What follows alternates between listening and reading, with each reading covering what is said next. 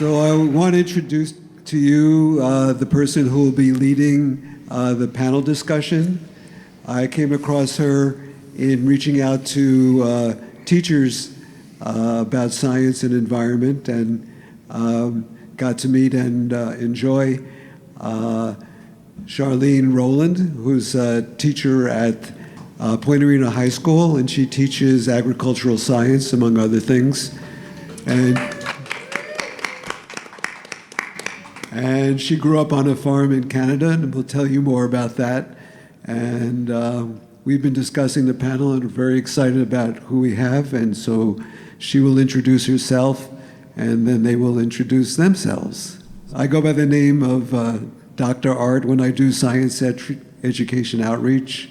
And I lived here in Point Arena in the wonderful hippie days from 1973 to 1985. And then developed a career in helping science and environment be taught much better in education systems in the US and some other countries around the world. So that's who I am. And then when I retired, we came back here in order to enjoy living back on the land as much as we can. And part of getting re-involved with the community, I joined the board of the Arena Theater and helped get a grant to enable us to show these kind of films.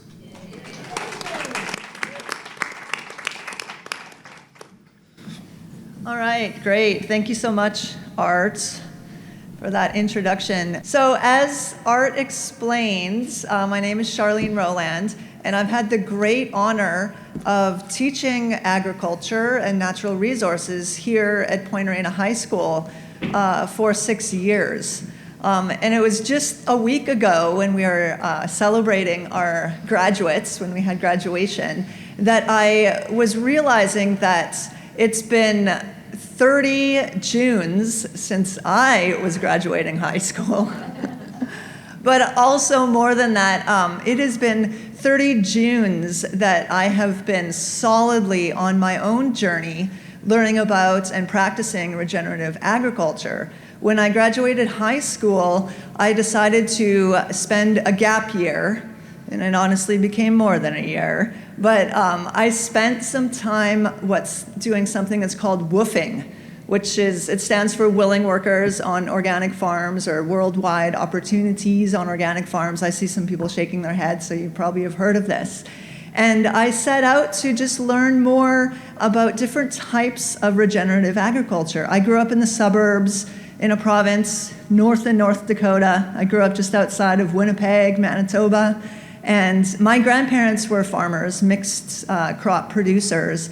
And my brother and I were sort of sent out as what I considered slave labor, youth slave labor, every summer to help them on their farm. And that really is what rooted in and rooted down my own passion for agriculture. But at that time, in the early 90s, I didn't really find the kind of regenerative agriculture program I was looking for at the University of Manitoba. So I set out to just learn more through hands-on experiences. And I'm so grateful for that experience. So 15 of those Junes, I have actually spent here in Mendocino County. I came here 15 years ago to learn more about biodynamic orchardry and orchard management with the farmers at Apple Farm in Philo in Anderson Valley. I went on to work at many different farms, both on the coast and in the valley, and be farm manager and market manager for a while in Boonville.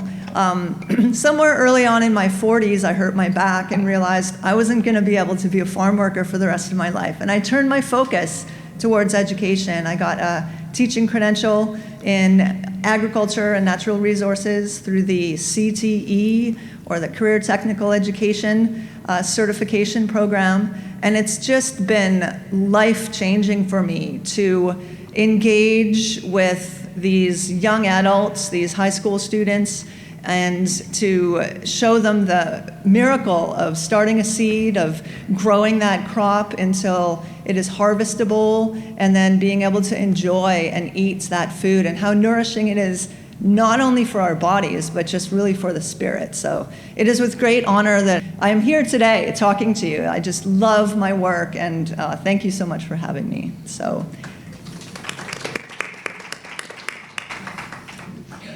I am going to ask each one of these panelists to introduce themselves. I have had the pleasure of working with each of these speakers with my students in the past 6 years, and I know that they are such a wealth of information. So when you do introduce yourself, speakers, I would like you to also talk about something that really stood out for you in this film. I know that for a couple of you, it was the first time that you've seen this movie or this film. Mm-hmm. So I'm sure that there are many things that stand out, but try to think about perhaps one of the main focuses. I know for me, one of the things that really stands out the most about this film is the sense of hope. Like Woody Harrelson, the narrator, starts off by saying, there's so much news, sad news about our planet, it can be overwhelming. And just really, I know for myself also, seeing what's happening to the soils in the prairies, just like we were seeing in this movie, it's really deflating. And yet there is still that sense of hope. And I find hope with my students. I find hope when I meet new young farmers like we have here. And that was really one of the main themes that stood out for me in this film. So I'm going to turn it over to you guys now. Maybe we can just start at the end. Tristan. All right. Would you mind introducing yourself? Yeah, I'm Tristan. I'm from, or I work at Oz Farm. I've been working there the last 4 years. And for those of you who don't know what Oz Farm is, it's a about 6-acre diversified vegetable and apple farm. We're certified organic. We try to use as many regenerative practices as we can.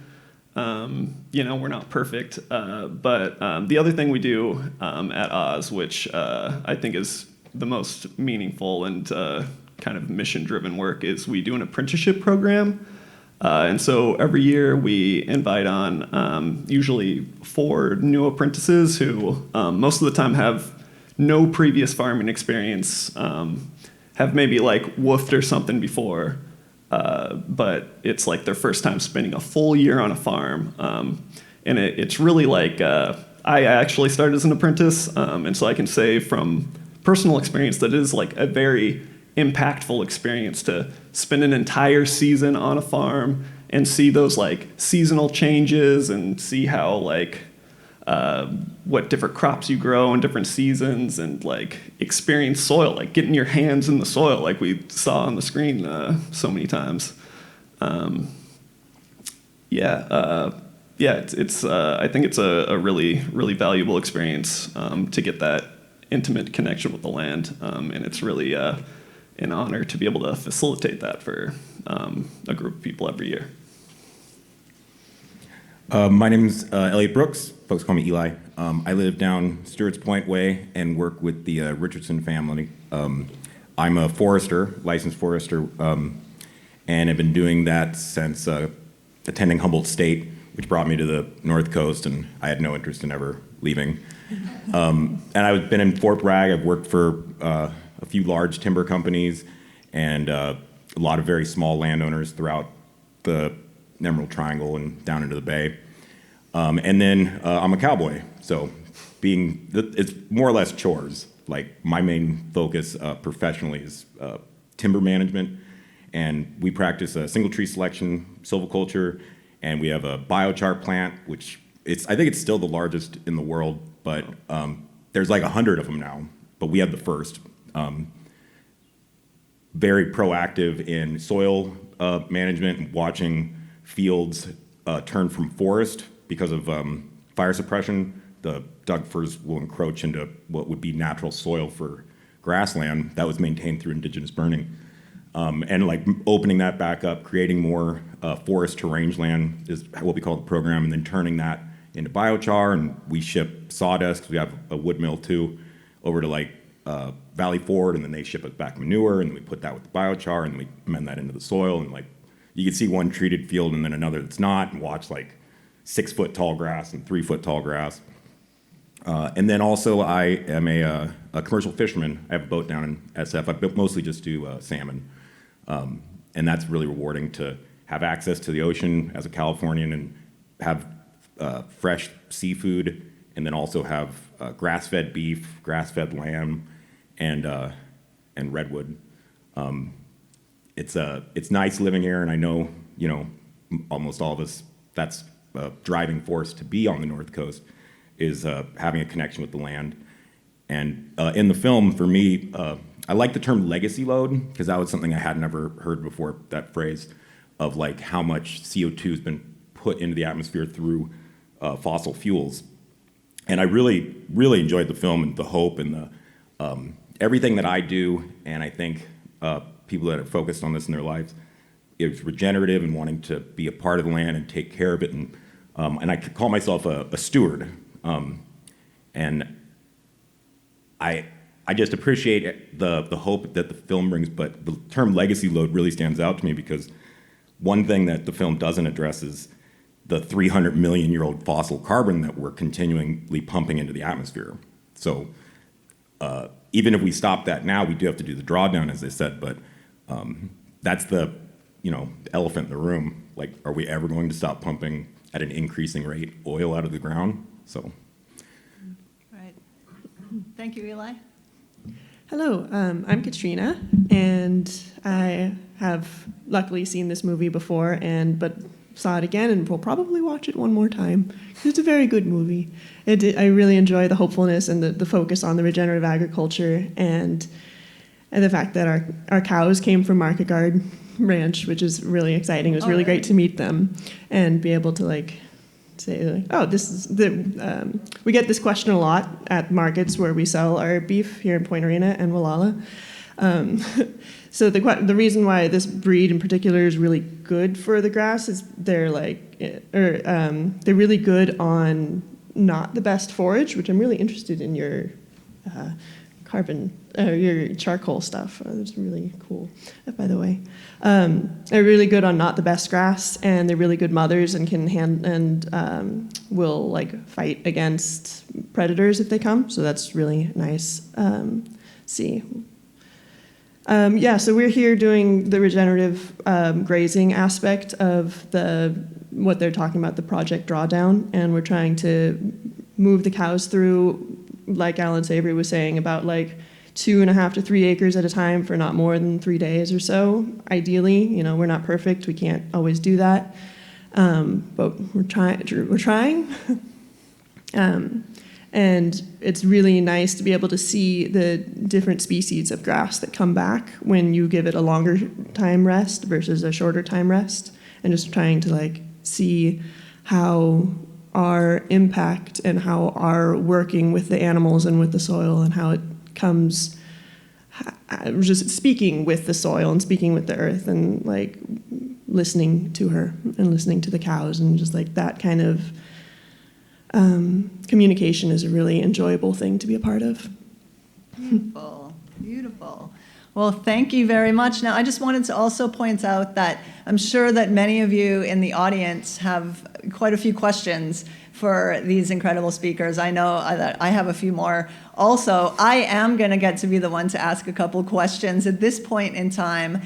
We are filming this for the purpose of the grant that was able to bring us here. So we are not going to be able to field questions from you all, from the audience, while we are up here on stage, but we are going to be coming down to the floor level, turning off the cameras, and we really invite you at that time to come on up and have conversation with myself and these speakers if that's something you feel called to do. So unfortunately, we're not going to be able to get questions from the audience, but we will hopefully address some of those questions now, but also please feel free to come on up afterwards. So thank you very much for your introductions and for some initial feedback from that film. And I have just a couple individual questions for you. I guess I'll start with you, Tristan, since you're on the end there and you started us off to begin with.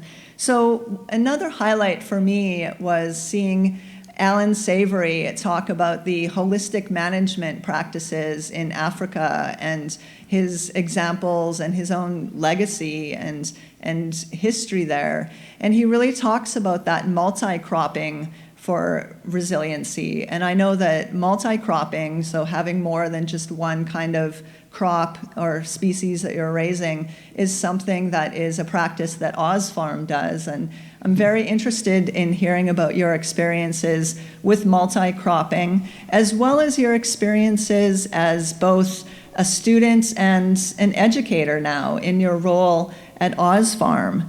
So my question is, how has education through hands-on learning shaped your own journey with agriculture, and how does it define the goals at OzFarm? Yeah. I feel like farming is, the only way to learn farming is to actually do it. It's like inherently like a hands-on learning process. And so that's kind of the idea behind our apprenticeship at Oz, is just like getting people out there and like doing the tasks and like learning these, all the different techniques, and really like the kind of key or the crux of all that is like constant observation and constant like taking either written notes or most of the time I just do mental notes to my own detriment. But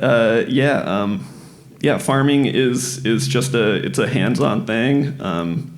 It's something you just learn by doing, and you learn by observing, and you see what works and what doesn't work. And to go back to the multi-cropping thing, we try to do as much like intercropping, like putting multiple different plants in like the same bed as possible. And we really try to be very intentional about our crop rotations, like what crops come like after another. And like a lot of farming is just like bouncing around with the changes of weather and environment. And so sometimes our crop rotations get messed up, and sometimes you get like two brassicas, like you get kale and then kale again, because that's what the situation forces you to. And you can see that it doesn't do as well when you just have like a monocrop going there, even after like two rotations. Like I can't imagine how they do it in Iowa, where it's just corn. Constant observation and hands-on learning is the key. Yeah. Definitely, that's great. I really like how you hit on the constant observation. That's one of my trick questions with my students, is after maybe the first month or so in September, I'll say, all right, what is the most important tool in the garden? And I get like, shovel, no, it's an axe, no, it's a chainsaw. And I'm like, well, those are important, different levels, but the most important tool are our eyes, or if you're visually impaired, our senses, because it's really watching what's happening on the land or with the trees or with the species, and being able to see the slight differences that help to increase the productivity of our crops or the health of our species that we're stewarding. So I really like that you hit on that one. I'm also going to say that this might be a good opportunity for you to share information about the biointensive gardening workshop that you're teaching. Cool, thank you for reminding me. I'm helping to organize a biointensive gardening workshop at the Point Arena Community Garden on July 16th, about a month from now. And I'm partnering with Action Network, which is another local nonprofit, and Ecology Action to teach a specific type of gardening, a really like regenerative, carbon sequestering, high yielding but totally sustainable approach to gardening that's like very useful and helpful and fun on a home scale. And so I have a bunch of flyers if people are interested. You can put that in your calendars. Great. Give you an opportunity to kiss the ground yourself. Great, wonderful. Thank you very much, Tristan. Yes, John Jevons was one of the leaders that I first became aware of back when I was still in Manitoba and learning about organic agriculture, I learned about the Ecology Action Center in Willits, so the news of that great work that they've been doing there for decades and decades even spread up into the Canadian prairies in the 90s. Oh, really? So yeah, that's really amazing.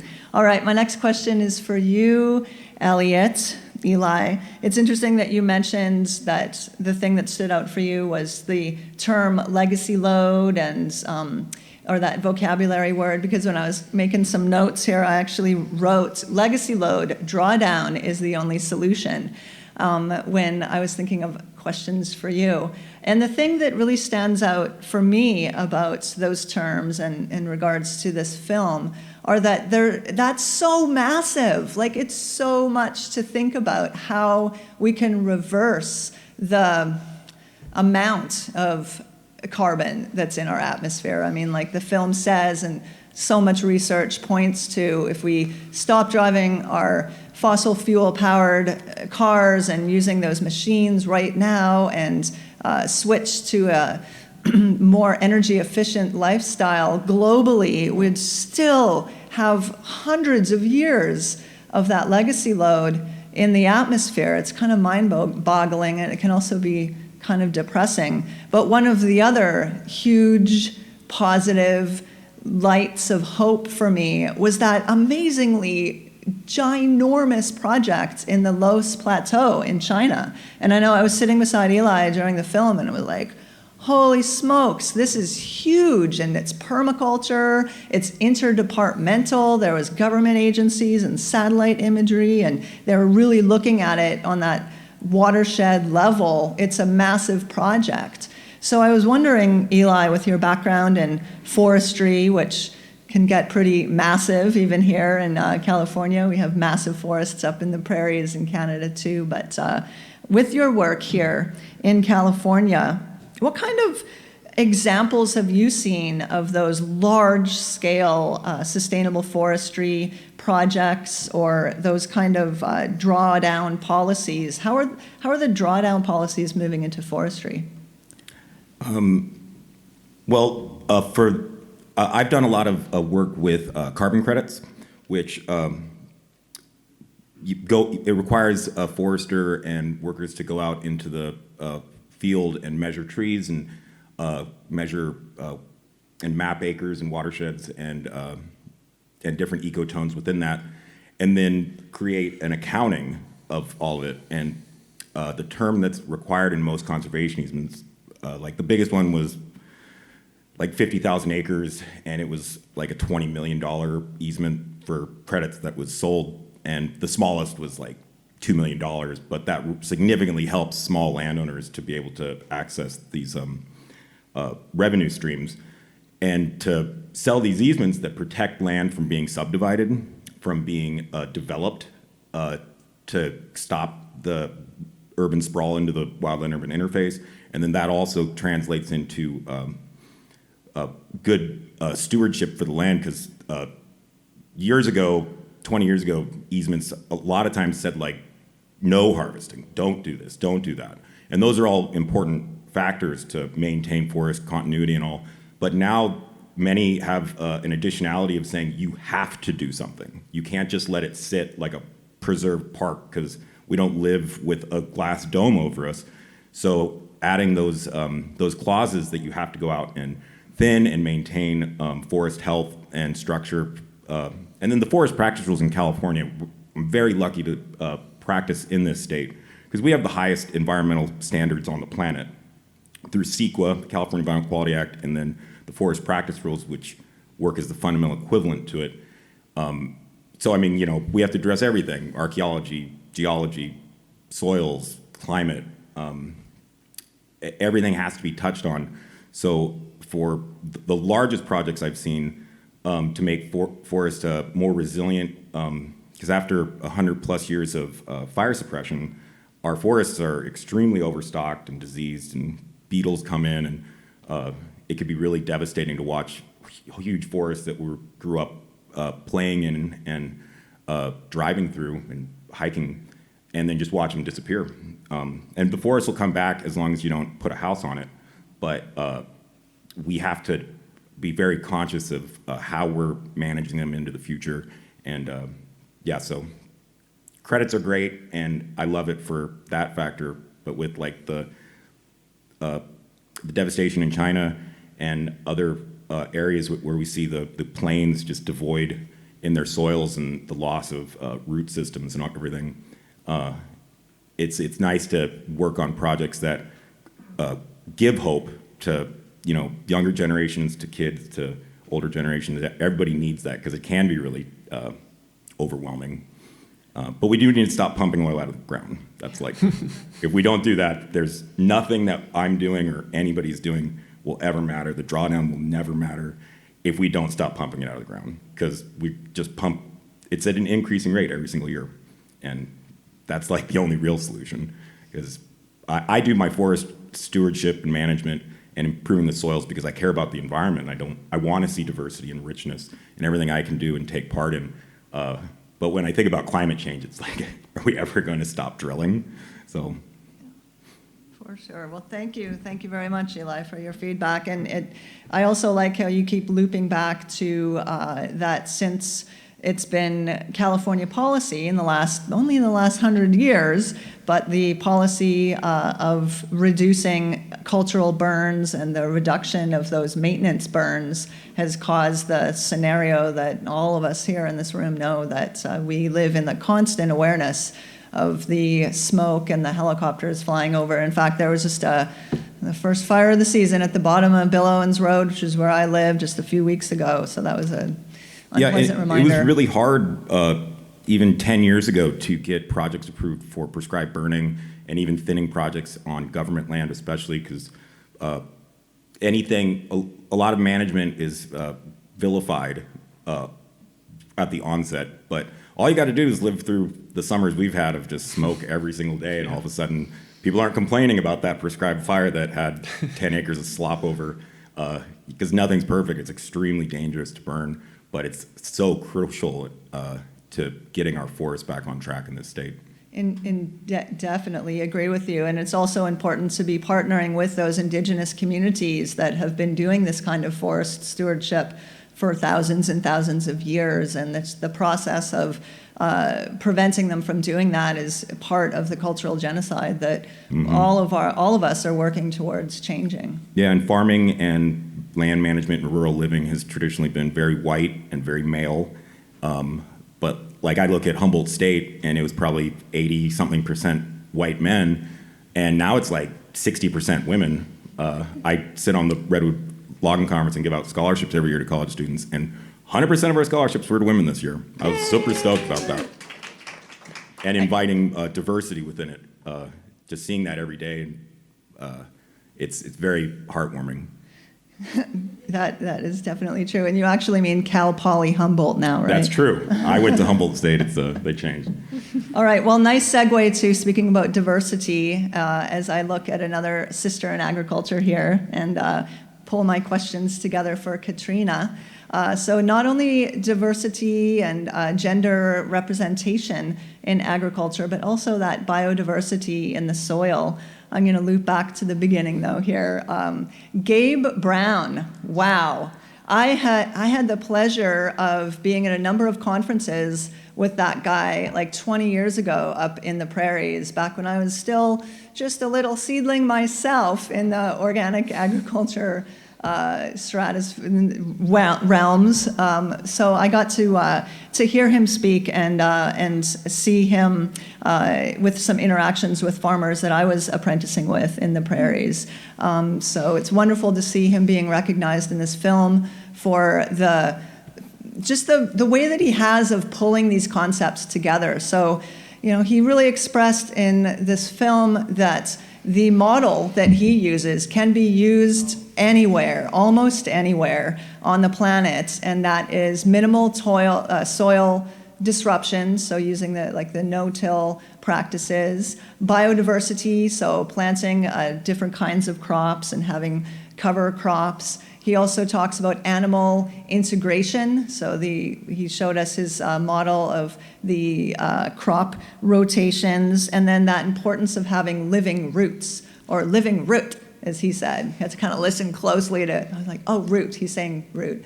Of course, we say that a little bit differently in Canada too. But so the living roots being those perennial crops, similar to principles of permaculture, having something there all the time, holding the soil down. So I'm interested, Katrina, in what benefits you've seen in your time using examples like these, the no-till, the animal integration, a diversity of crops. But I'm also interested in your experience as a female in this world that, as Eli points it out, can often be dominated by men. When I saw the first images there, when Ray, the soil agronomist with NRCS, he was in just that room of like checkered shirts and big farmer dudes. And I've been in those town hall meetings. I've been in those rooms where I'm like one of the only females there, with my voice and struggling to be heard. I'm wondering what your experience has been within the agriculture movement here in California, and also how you've seen those practices benefit the farming practices. Well, I guess I'll go to the gender equality. I've been really blessed to not have too much of an issue with the gender thing. I think it's just because it's only been in Northern California that I've been doing kind of the agriculture thing, and there's not a whole lot of, if anything, it's like I've been very supported about being a female and doing the ranching thing, and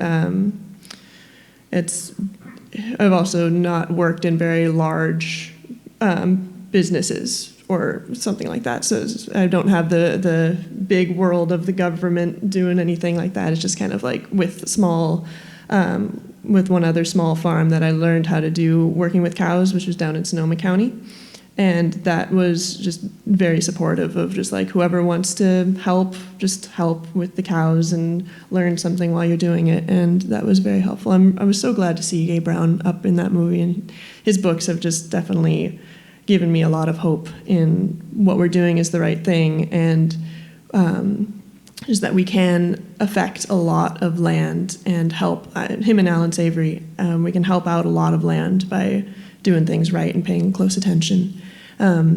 We haven't really gotten into grazing in on croplands so much quite yet, although possibly at Wavelength there's some spaces that they cover cropped and are not going to be working this year. So I'm looking forward to like going into that and seeing how that works out. And I think the main thing is like around here we don't have a lot of really big row crop situations, just because the topography doesn't lend itself to big row crops, except for that one quinoa operation.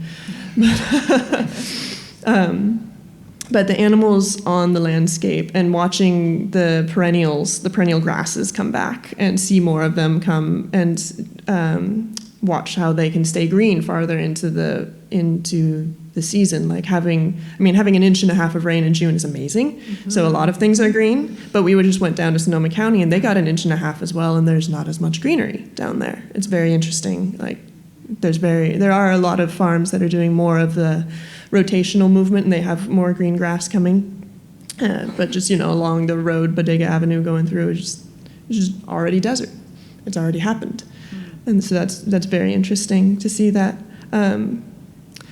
It being part of the farming community down in Sonoma County for the years we were down there, there is a really beautiful blossoming of a lot of female farmers and a lot of female like owner worker farmers. Like they're the ones doing it, they're running it, they're working probably too hard. But it is wonderful to see that diversity coming into the farming community.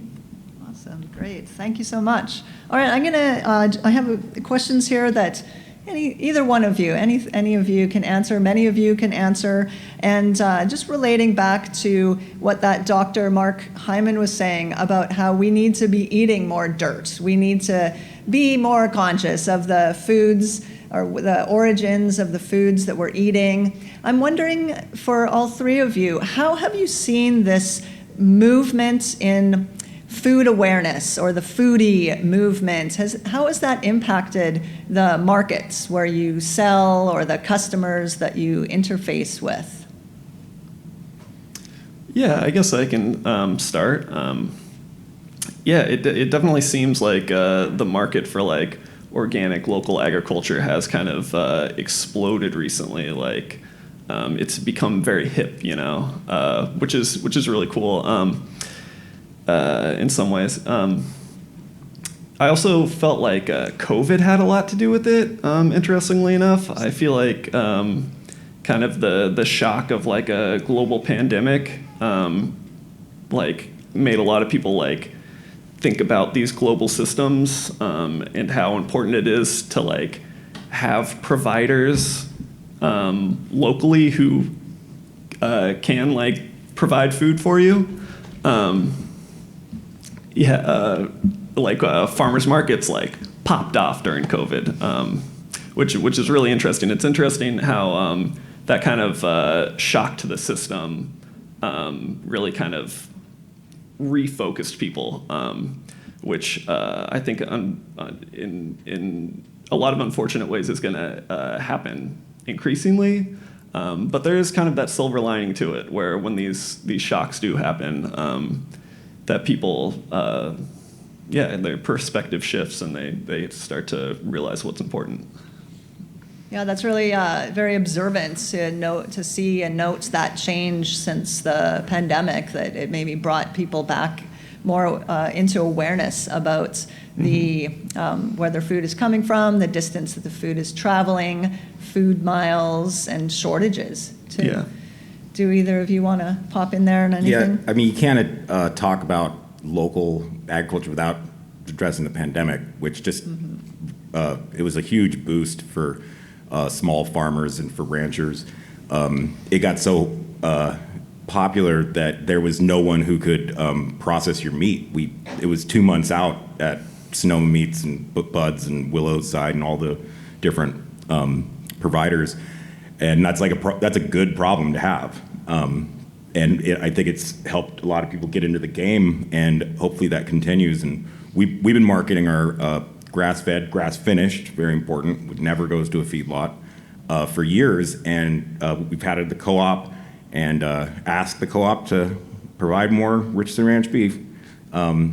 Every suggestion helps. And we don't sell at farmers markets or anything because it's a full-time job, and everyone on the ranch is employed doing something else. The cowboying is something we all come together and manage. But yeah, providing directly to folks is how we used to always do it, just selling like a whole animal or a half an animal.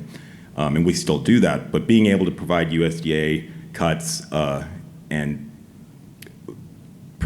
helping the community be more invested in what grass-fed meat tastes like.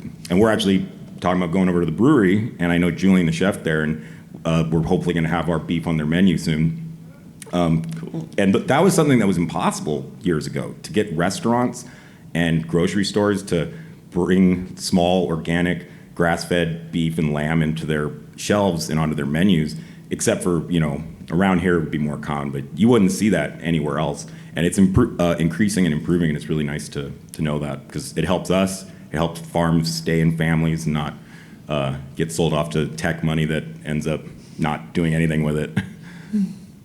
Did you have anything to add to that? I also agree that the pandemic has definitely helped. We've only had beef at the farmers market for last year and this year. We're infinitesimally small, and it's just us, just Jesse and I, and this is my market assistant here.